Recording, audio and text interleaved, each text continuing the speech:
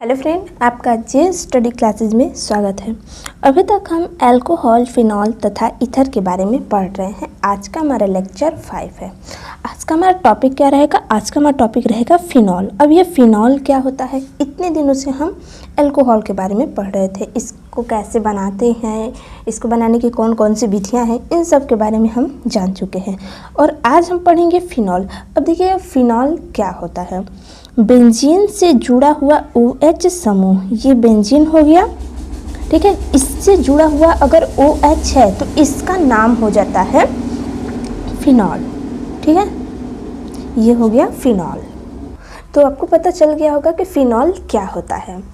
अब देखिए, अब अगर इसी फिनॉल में अगर हम कोई भी एल ग्रुप जोड़ दें, एल ग्रुप का मतलब क्या हुआ? देखिए ये जैसे हो गया बेंजीन, ठीक है।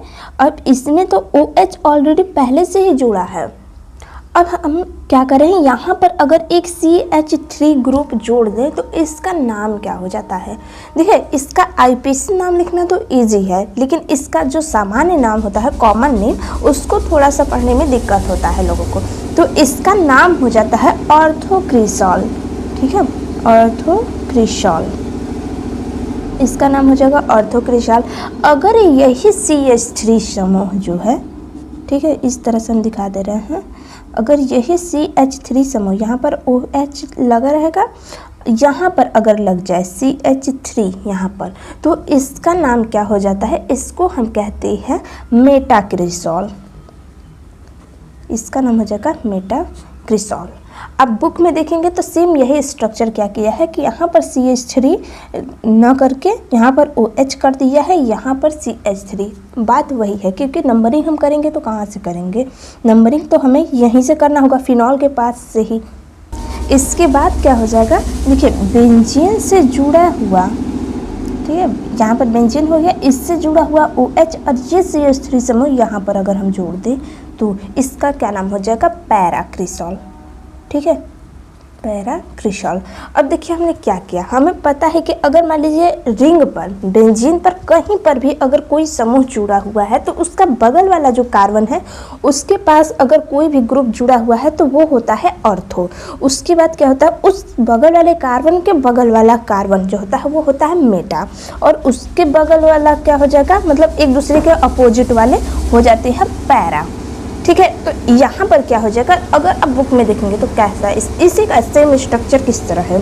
देखिए बेंजीन है, ठीक है, बेंजीन है, यहाँ पर वो CH3 समूह जोड़ दिया है और यहाँ पर वो OH समूह जोड़ दिया है, और इसी का सेम नाम क्या हो जाएगा? ऑर्थोक्रिसॉल। बात तो वही हुई ना। नंबरिंग आप जब भी करेंगे तो वरीयता किसको देंगे, प्रायोरिटी किसे देंगे? OH समूह को। तो हमने यहाँ पर लिख दिया। सेम यही स्ट्रक्चर मेटाक्रिसॉल क्या होता है? सेम इस तरह होगा। यहाँ पर क्या किया है? CH3 जोड़ दिया है। मेटा का मतलब क्या हुआ? मेटा, और ये क्या हो गया? ये फर्स्ट वाला हो गया, इसका बगल वाला कार्बन ये होता है ऑर्थो, फिर इसका बगल वाला कार्बन होता है मेटा, इसका बगल मतलब इसका अगर अपोजिट देखा जाए तो ये होता है पैरा। तो ये जो OH समूह है अब जुड़ जाता है मेटा पर, तो इसलिए इसका नाम हो जाता है मेटाक्रिसॉल। तो यहाँ पर CH3 रहेगा, ठीक है, मेटा पर जुड़ जाता है। अब सेम यही स्ट्रक्चर रहेगा। अब इसमें क्या होगा कि यहाँ पर CH3 रहेगा, इसी के अपोजिट में OH जुड़ जाता है। जैसे OH अपोजिट में जुड़ेगा तो इसका नाम क्या हो जाएगा? और देखिए ऑर्थो पर नहीं जुड़ा, मेटा पर नहीं जुड़ा, पैरा पर जुड़ गया OH, तो इसका नाम हो जाता है पैराक्रिसॉल, ठीक है। अब आपको समझ में आ गया होगा कि ऑर्थोक्रिसॉल केवल यही नहीं है बल्कि ये भी है, ठीक है। फिर मेटाक्रिसॉल कैसे कैसे हम लिख सकते हैं, फिर पैराक्रिसॉल, हम दो तरीके से बताए हैं, ताकि पेपर में कभी भी अगर घुमा कर भी क्वेश्चन दे दे और पूछ दे इसका नाम क्या है। अगर मान लीजिए आप हमेशा ये पढ़े हुए हैं, अगर इस तरह से स्ट्रक्चर दे दे तो आप कहेगा हमको तो पता ही नहीं इसका क्या नाम होगा। तो ये हमने क्या लिखवाया है? कॉमन नेम, ठीक है, कॉमन नेम। अब कुछ हम और देख ले रहे हैं कि इसी तरह अगर कुछ और स्ट्रक्चर हो, जैसे मान लीजिए ये बेंजीन है, ठीक है, बेंजीन है, यहाँ पर हम CH3 करते थे उपस्थित, अब हम यहाँ पर OH कर दिए, और ऑर्थो वाले कार्बन पर भी हम OH उपस्थित कर दे तो इसका नाम क्या होगा? फिर उसके बाद हम सेम बेंजीन ग्रुप ही रहेगा, ठीक है। अगर OH यहाँ पर उपस्थित है, अगर इसी ये जो मेटा वाला कार्बन है इसके पास अगर हम एक और OH कर दें तो इसका क्या नाम होगा। फिर उसके बाद देखते हैं ये जैसे हो गया, ये बेंजीन है, यहाँ पर OH था, पैरा पर भी OH उपस्थित हो जाए तो इसका क्या नाम होगा।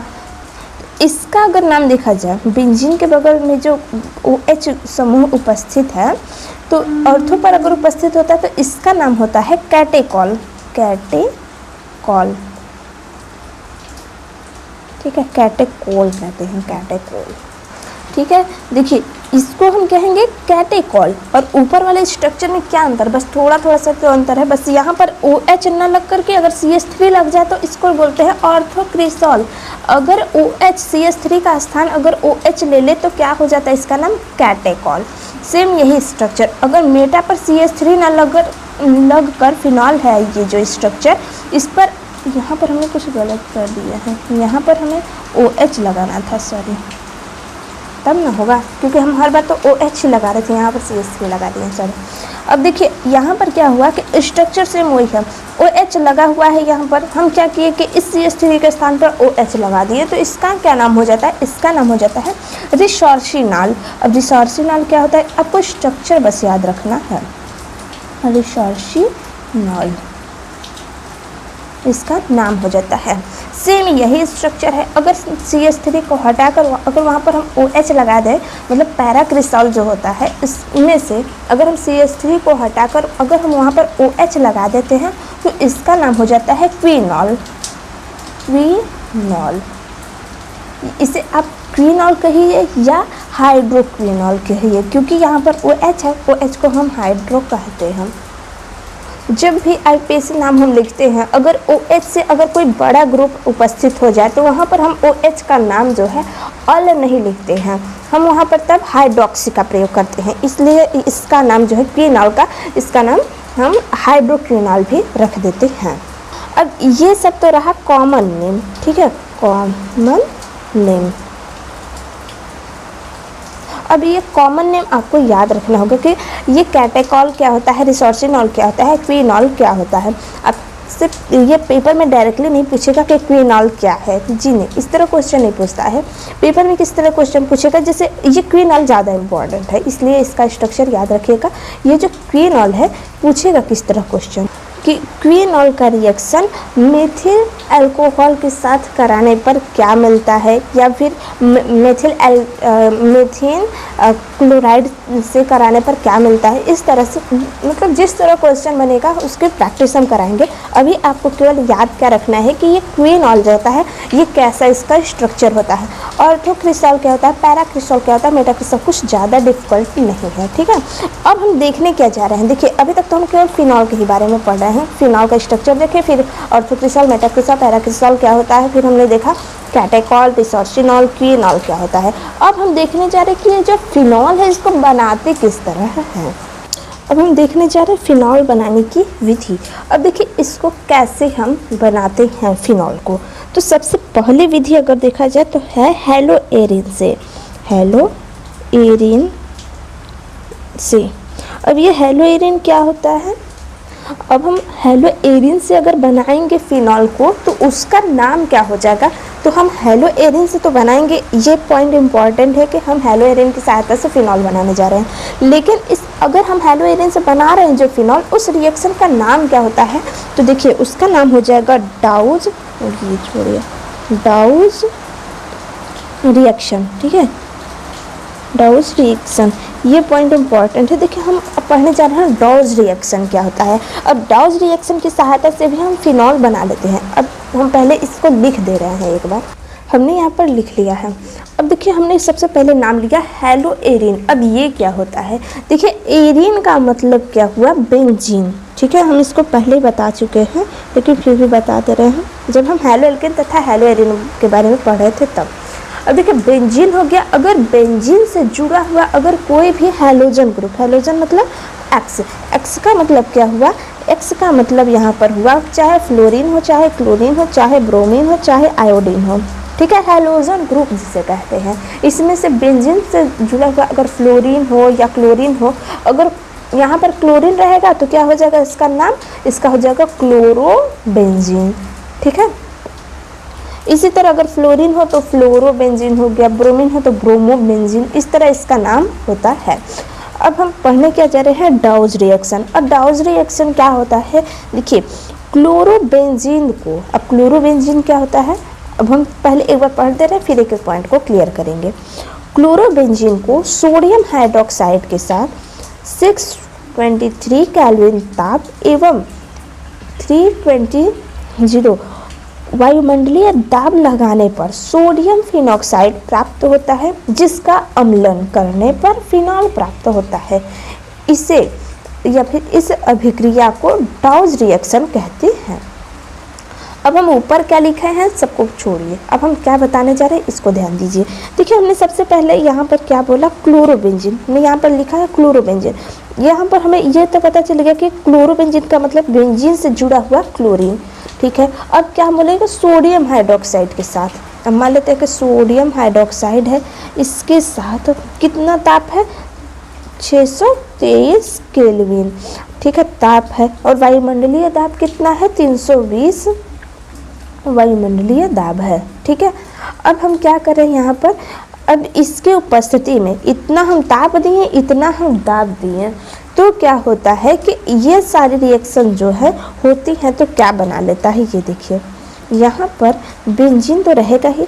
अब ये जो सोडियम हाइड्रोक्साइड है इसका NaO, ठीक है, NaO, और इसका जो H है और यहाँ पर जो Cl है, ये दोनों निकल जाते हैं। निकलेंगे किस फॉर्म में, HCl के फॉर्म में। जैसे ही ये निकलता है तो यहाँ पर इसका बॉन्ड खाली हो जाता है। खाली होने पर क्या हो जाएगा कि ये जो सोडियम का ऑक्सीजन है इस स्थान पर जुड़ जाता है और इससे जुड़ा हुआ सोडियम हो जाता है, और इसका नाम हो जाता है सोडियम फिनॉक्साइड, ठीक है। अब देखिए क्लोरोबेंजीन का रिएक्शन हम सोडियम हाइड्रोक्साइड के साथ इतने दाब पर कराए तो हमें सोडियम फिनॉक्साइड प्राप्त हो गया। अब जिसका हम अम्लन करने जा रहे हैं, ये जो HCl निकला है, अब फिर से इसका यूज है। अब यूज किस फॉर्म में है, अब हम इसको HCl के फॉर्म में यूज करेंगे। और जब हम इसको यूज करते हैं तो क्या होता है, Na जो है ये Cl के साथ निकल जाएगा और बना क्या लेता है, NaCl, और हमें प्राप्त क्या हो जाता है, बेंजीन से। बेंजीन को हम इस तरह भी दिखा सकते हैं, ठीक है, इससे जुड़ा हुआ। जब हम में यहाँ से सोडियम निकल गया, यहाँ से Cl निकल गया, तो यहाँ पर केवल हाइड्रोजन बचा है, इसकी भी एक वैलेंसी खाली है और इसका भी एक बॉन्ड खाली है। तो यहाँ पर OH पहले से था और H आकर जुड़ जाता है और बन क्या जाता है, फिनॉल बन जाता है। यही तो हमें बनाना था, हमारा हेडिंग क्या है, फिनॉल बनाने की विधि। तो हम डाउज प्रोसेस के द्वारा भी हम फिनॉल बना सकते हैं और हमने फिनॉल यहाँ पर बना लिया। ये इसी रिएक्शन को हम कहते हैं डाउज रिएक्शन, या फिर आप इसे ये भी कह सकते हैं फिनॉल बनाने की विधि में एक ये भी पार्ट है। अब बहुत लोग के दिमाग में ये क्वेश्चन उठ रहा होगा कि हमने ये प्रोसेस किया ही क्यों, क्या हम यहाँ पर डायरेक्ट NaCl नहीं निकाल सकते हैं और OH डायरेक्ट यहाँ पर नहीं जोड़ सकते हैं, तो भी तो हमें फिनॉल प्राप्त हो जाएगा। हाँ, आपकी भी बात सही है कि यहाँ पर हमें डायरेक्ट यहाँ पर भी हमें फिनॉल मिल जाता है, लेकिन जब हमें क्या होता है कि यहाँ से फिनॉल प्राप्त करने पर उतना वो सही नहीं होता है जितना इस प्रोसेस को, बस थोड़ा सा प्रोसेस आगे करने पर ये फिनॉल जितना अच्छा होता है। और फिनॉल का यूज अगर देखा जाए कि फिनॉल का यूज हम कहाँ कर सकते हैं, तो देखिए अब नॉर्मल रूप से देखा जाए तो जैसे घर हो गया, घरों में हम क्या करते हैं, छोटे छोटे कीड़ों को मारने के लिए, बैक्टीरिया जो होते हैं घर में उसको मारने के लिए हम फर्श पर ज़्यादातर फिनॉल का यूज करते हैं। और इसका आप गंध भी सुने होंगे कि ये फिनॉल किस तरह महकता है, ठीक है। तो हमने आपको बता दिया है डाउज रिएक्शन। डाउज रिएक्शन को हम एक बार फिर से क्लियर कर दे रहे हैं। तो क्लोरोबेंजीन को सोडियम हाइड्रोक्साइड के साथ 630 केल्विन ताप और 320 वायुमंडलीय दाब पर रिएक्शन कराने पर या दाब लगाने पर सोडियम फिनॉक्साइड प्राप्त होता है, जिसका अम्लन करने पर फिनॉल प्राप्त होता है। बस ये रिएक्शन याद रखिए और ऊपर का आप अपने मन से लिख दीजिएगा, ठीक है। जैसे जैसे आप रिएक्शन कराए हैं उसी तरह आप हिंदी में इसको लिख दीजिएगा, हो गया। अब ये रहा हमारा पहला विधि फिनॉल बनाने का। अब दूसरी विधि हम देखने जा रहे हैं, बेंजीन सल्फोनिक अम्ल से अल्कोहल कैसे बनाते हैं। हमने यहाँ पे हेडिंग बना ली है बेंजीन सल्फोनिक अम्ल से फिनॉल बनाने की विधि। अब हमने यहाँ पर लिखा है बेंजीन, तो हमें केवल बेंजीन लेना होगा, ठीक है। हम यहाँ पर बेंजीन ले लिए, इसका रिएक्शन हम कराएंगे ओलियम के साथ। अब ये ओलियम क्या होता है, देखिए ओलियम, ओलियम है कि आपके चैप्टर से हट गया है, लेकिन फिर भी इसका यूज है तो हमें ये सब ध्यान में रखना ही होगा। इसका फार्मूला होता है H2S2O7, ठीक है, ओलियम होता है। इसके उपस्थिति में जब हम बेंजीन के साथ रिएक्शन कराते हैं तो हमें प्राप्त क्या होता है, हमें प्राप्त हो जाता है, देखिए यहाँ पर जुड़ जाएगा क्या, SO3H, ठीक है। H2S2O7 में से हमें यहाँ पर क्या प्राप्त हो जाता है, SO3H मिल जाता है। अब इसका रिएक्शन अगर हम करा देते हैं सोडियम हाइड्रोक्साइड के साथ, ठीक है, कुछ टेम्परेचर दे रहे हैं, मान लीजिए हम इसको हीट कर दे रहे हैं। दूसरे प्रोसेस में हम क्या करते हैं, दूसरे प्रोसेस में हम करते हैं हाइड्रोजन आयन देते हैं। जब हम इसको इस तरह से रिएक्शन कराते हैं तो क्या हो जाता है कि ये SO3 जो है H हट जाता है और यहाँ पर आकर के केवल OH जुड़ जाता है और इस विधि के द्वारा भी हमें फिनॉल प्राप्त हो गया। तो बेंजीन सल्फोनिक अम्ल से हम एल्कोहल कैसे प्राप्त करते हैं, तो ये विधि है। बेंजीन पर हमने क्या किया, ओलियम के साथ रिएक्शन कराया। जब हमने इसके साथ रिएक्शन कराया तो बेंजीन के साथ हमें SO3H समूह जुड़ा हुआ मिल गया। अब जैसे इसका रिएक्शन हम सबसे पहले हम इसका रिएक्शन सोडियम हाइड्रोक्साइड के साथ कराते हैं। जब हम सोडियम हाइड्रोक्साइड के साथ कराते हैं तो ये सारी प्रोसेस हट जाती हैं। उसके बाद हम क्या करते हैं, यहाँ पर हाइड्रोजन आयन दूसरे बार देते हैं। जैसे ही देंगे तो यहाँ पर O पहले से रहता है, H आकर जुड़ जाता है और इस तरह बना लेता है फिनॉल, ठीक है। थर्ड विधि है हमारा डायज़ोनियम लवण से। अब ये हमने हेडिंग तो बना लिया यहाँ पर, डायज़ोनियम लवण। अब ये क्या होता है, देखिए इसकी सहायता से भी हम फिनॉल प्राप्त कर सकते हैं। अब कैसे प्राप्त करेंगे, आप एनिलीन नाम सुने, क्योंकि हम पहली बार नहीं बता रहे हैं, हम इससे पहले भी कई बार बता चुके हैं कि एनिलीन क्या होता है। बेंजीन समूह से अगर जुड़ा हुआ NH2 समूह है तो इसका नाम हो जाता है एनिलीन, ठीक है, इसका नाम क्या हो जाता है, एनिलीन।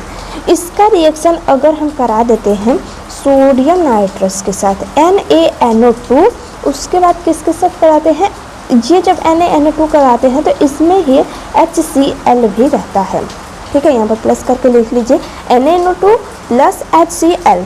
जैसे इसका रिएक्शन हम इसके साथ कराते हैं तो क्या मिलता है, ये देखिए। पहले सबसे पहले हमें मिलेगा क्या, बेंजीन तो मिलेगा ही, ठीक है, बेंजीन तो इसी तरह रहेगा। हम किसके साथ करा रहे हैं, NaNO2, यहाँ पर A के जैसा बन गया तो ये मैं सोचे कि A है, ये यहाँ पर O है, सोडियम नाइट्रस जिसे बोलते हैं, सोडियम नाइट्रस, ठीक है। इसके साथ या फिर इसे आप बोल सकते हैं नाइट्रस अम्ल। अब ये क्या होता है समझिए, पहले इसमें जो है ना, पहले आपस में ही रिएक्शन होता है। आपस में रिएक्शन कैसे होगा, तो देखिए यहाँ पर क्या होता है, सबसे पहले NaCl निकल जाता है। अब NaCl आप कहेंगे तो ऐसे निकल गया, ठीक है, मान लिए कि ये जो Na है ये Cl है, ठीक है, निकल गया। उसके बाद यहाँ पर 2 ऑक्सीजन है और यहाँ पर देखिए 2 हाइड्रोजन है और यहाँ पर 1 हाइड्रोजन है। अगर हम यहाँ पर 2 से मल्टीप्लाई कर देते तो 2 हाइड्रोजन यहाँ हो जाता, 2 हाइड्रोजन यहाँ, मतलब क्या हुआ, हम क्या निकालना चाह रहे हैं यहाँ पर, वाटर निकालना चाह रहे हैं। अब कैसे निकलेगा, देखिए एक अगर ऑक्सीजन है तो इसके लिए हमें 2 हाइड्रोजन की आवश्यकता पड़ती है। अब यहाँ पर 2 ऑक्सीजन है तो हमें इसके लिए 4 हाइड्रोजन की आवश्यकता होगी। तो यहाँ पर हम 2 से मल्टीप्लाई कर दिए तो क्या होगा कि 2 हाइड्रोजन यहाँ पर, 2 हाइड्रोजन यहाँ पर, निकल कितना जाएगा, 2H2O। अब जैसे ही निकलेगा तो यहाँ का हाइड्रोजन खत्म, यहाँ का हाइड्रोजन खत्म, यहाँ का ऑक्सीजन खत्म, यहाँ पर Cl बच गया, यह तो Na पहले ही निकल चुका। अब यहाँ पर क्या हो जाता है कि N जो है, अब ये यहाँ पर भी एक N है और यहाँ पर Cl बचा। अब आपको पता ही होगा कि नाइट्रोजन जो है, नाइट्रोजन के साथ ट्रिपल बॉन्ड के द्वारा जुड़ा होता है। अब यहाँ पर नाइट्रोजन तो पहले ही एक बॉन्ड बना चुका है तो क्या करता है कि ये वाला 2 बॉन्ड बनाएगा केवल, N डबल बॉन्ड N, और इसका एक बॉन्ड खाली है। तो इसका एक बॉन्ड खाली होने का मतलब क्या है, ये किसी ग्रुप से जुड़ा हुआ है। जैसे ही ये इसका देखिए, इसने तो अपना 3 बॉन्ड बना लिया, लेकिन इसने तो केवल 2 बॉन्ड ही बनाया है, तो इसका भी एक बॉन्ड खाली है। तो इस बॉन्ड को पूरा करने के लिए ये Cl आकर जुड़ जाता है और बना क्या लेगा, N डबल बॉन्ड NCl, और इसका नाम हो जाता है बेंजीन डायज़ोनियम क्लोराइड, ठीक है, बेंजीन डायज़ोनियम क्लोराइड। इसका नाम हो जाता है। अब देखिए, अब इस वाले प्रोसेस में हम क्या करते हैं, कुछ भी नहीं, बस ध्यान देना है यहाँ पर, बस हमें क्या करना है, H2O के साथ रिएक्शन कराना है। अब जैसे ही रिएक्शन करेंगे हम H2O के साथ, हम गर्म करते हैं। अब क्या होगा, अब जैसे ही हम इसके साथ रिएक्शन कराएंगे तो आपको पता ही होगा कि H2O किस फॉर्म में रहता है, H+ के फॉर्म में रहेगा और OH- के फॉर्म में रहेगा। ये हमारा रफली कार्य चला इधर, ठीक है। अब इसमें क्या होगा कि ये जो H+ है ये Cl के साथ निकल जाएगा और क्या बना लेगा, HCl बना लेता है, ठीक है। अब यहाँ पर N जो है यह N2 के फॉर्म में निकल जाता है, क्योंकि N2 के फॉर्म में होने पर क्या होगा कि ये दोनों आपस में बॉन्ड बनाए रहेंगे 3-3, ठीक है। तो ये हो गया। अब यहाँ पर क्या होता है कि बेंजीन में केवल अब सब कुछ निकल गया, ये तीनों पार्ट यहाँ पे N जो है ये भी निकल गया, क्लोरीन भी निकल गया, तो इसका एक बॉन्ड खाली रह जाता है, ठीक है। तो क्या होता है कि यहाँ पर OH बाकी रहता है, तो बस यहाँ पर आकर जुड़ जाता है और इस तरह हमें प्राप्त क्या हो जाता है, फिनॉल। अब यही तो हमें प्राप्त करना था। तो ये रहा विधि, डाईएजोनियम लवण से हम फिनॉल कैसे प्राप्त करते हैं। तो ये रहा एनिलीन के द्वारा, एनिलीन की सहायता से हम कैसे प्राप्त करते हैं फिनॉल। इस तरह भी क्वेश्चन पूछ सकता है, तो हम आपको बता दिए। तीसरा पॉइंट ये हमारा रहा। फोर्थ है हमारे क्यूमीन से, और जो कि हमारा लास्ट रिएक्शन ये रहेगा। और देखिए क्यूमीन की सहायता से हम फिनॉल कैसे प्राप्त करते हैं, ये बहुत बार पेपर में पूछा जा चुका है। अब देखिए सबसे पहले हम क्या करते हैं, देखिए प्रोपील लेते हैं, प्रोपीनॉल, ठीक है। क्या होता है इसका formula, CH3 CH double bond CH2। इसका रिएक्शन हम कराते हैं बेंजीन के साथ, ठीक है। अब पेपर ने बुक में डायरेक्ट दिया है बेंजीन के साथ, हम यहाँ पर कैसे कैसे हुआ ये रिएक्शन वो बता रहे हैं। देखिए बेंजीन के साथ जब रिएक्शन कराते हैं तो इसका जो है हाइड्रोजन यहाँ पर रहता ही है, ठीक है। बेंजीन में यहाँ पर हाइड्रोजन तो रहता ही है। अब क्या होता है कि इसका डबल बॉन्ड टूटता है। जब डबल बॉन्ड टूटता है तो क्या प्राप्त होगा, ये देखिए हमें यहाँ पर प्राप्त हो जाता है कुछ इस तरह से। यहाँ पर कार्बन जुड़ जाएगा, यहाँ पर CH3, यहाँ पर CH3 और यहाँ पर एक हाइड्रोजन। अब ये कैसे प्राप्त हुआ, ये रिएक्शन तो कुछ इस तरह भी प्राप्त हो सकता था। यहाँ पर बेंजीन ग्रुप, मान लीजिए यहाँ पर बेंजीन ग्रुप जुड़ा हो गया, यहाँ पर CH हो गया, CH2, यहाँ पर CH2 हो गया और यहाँ पर CH3, यहाँ पर केवल CH। ये भी ग्रुप हमें प्राप्त हो सकता था, लेकिन ये वाला प्रोसेस नहीं प्राप्त होगा। क्यों नहीं प्राप्त होगा, क्योंकि यहाँ पर हो जाएगा रीअरेंजमेंट हो जाता है, ठीक है। अब रीअरेंजमेंट क्या होता है, इसको तो हम हेलोएल के तथा हेलोएरिन में विस्तार से बताए हुए हैं। अब देखिए अब क्या होता है, मान लीजिए हमें ये प्राप्त हो गया। अब ये कैसे प्राप्त हुआ, ये आपको पता चल जाना चाहिए कि इसका हाइड्रोजन जो है यहाँ पर चला गया। अब इसका ये जो पार्ट है, ये बॉन्ड खाली रहा तो यहाँ पर आकर जुड़ जाता है। अब क्यूमीन की सहायता से हम फिनॉल कैसे प्राप्त करते हैं, अब डायरेक्ट हम बता सकते हैं, ये कोई बेंजीन ग्रुप लगा हुआ है। अब यहाँ पर हम क्या लिख दे रहे हैं कि यहाँ पर मान लेते हैं कि CH3 है, यहाँ पर भी CH3 है, इस कार्बन 3 बॉन्ड बने तो यहाँ पर एक हाइड्रोजन हो गया, ठीक है। इसमें क्या करते हैं, इसी को हम कहते हैं क्यूमीन। इसमें हम O2 के साथ रिएक्शन कराते हैं। जब हम O2 के साथ रिएक्शन कराते हैं तो हमें क्या प्राप्त होता है, देखिए बेंजीन तो वैसे ही रहेगा, बेंजीन में कोई परिवर्तन नहीं। यहाँ पर CH3, यहाँ पर भी CH3। अब ये जो हाइड्रोजन है और यहाँ पर 2 ऑक्सीजन है, तो इस यहाँ पर आकर 2 ऑक्सीजन इस तरह से जुड़ जाते हैं, क्योंकि यहाँ पर ऑक्सीजन तो ऑक्सीजन केवल 2 ही बॉन्ड बनाता है। अब इसमें से एक ऑक्सीजन दूसरे ऑक्सीजन के साथ बॉन्ड अगर मान लीजिए बना ही लिया यहाँ पर कार्बन के साथ, तो इसका 2 बॉन्ड कंप्लीट हो गया, इसका 2 बॉन्ड, और इसी तरह इसका भी। लेकिन यहाँ पर कोई ग्रुप जुड़ा होना चाहिए, तो हम यहाँ पर हाइड्रोजन कर दें, क्योंकि यहाँ पर पहले से ही था, ठीक है। अब क्या होता है इस रिएक्शन में समझिए, बस यही पॉइंट इंपॉर्टेंट है। यहाँ पर हाइड्रोजन आयन कर दीजिए और यहाँ पर H2O के साथ रिएक्शन करा दीजिए। जैसे ही आप ये रिएक्शन कराते हैं तो क्या हो जाता है, ये जो प्रोसेस है इसका नाम हो जाता है क्यूमीन हाइड्रोपेरॉक्साइड। यहाँ पर 2 ऑक्सीजन आ गया तो इसका नाम हो जाएगा क्यूमीन हाइड्रोपेरॉक्साइड। अब इसमें से क्या होता है कि यहाँ से CH3 यहाँ से टूटता है, OH यहाँ से इस तरह से निकल जाएगा।